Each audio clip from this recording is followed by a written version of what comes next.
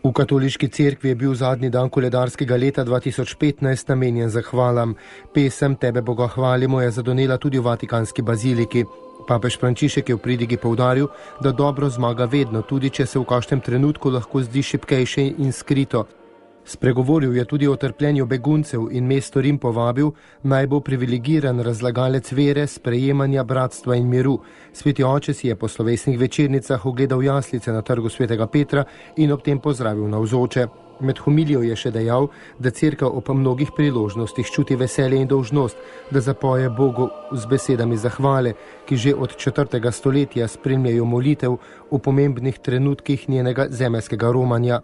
V tem jubilejnem letu prav posebej odmevajo zaključne besede hvalnice Tvoje usmiljenje, o Gospod naj bo vedno z nami, vate smo zaupali, je poudaril papež Frančišek in nadaljeval.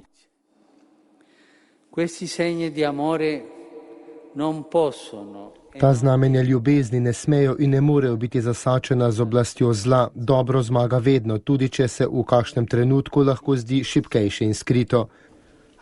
Papež Frančišek je ob koncu homilije spregovoril še o mestu Rim, ki mu takšno stanje v svetu ni tuje. Želel bi, da bi do vseh njegovih prebivalcev dospelo iskreno povabilo, naj stopijo čez težave sedanjega trenutka, trud, da bi obudili temeljne vrednote služenja, poštenosti in solidarnosti, naj pomaga preseči velike negotovosti, ki so prevladovale na prizorišču tega leta in ki so simptomi pičlega čuta predanosti skupnemu dobremu.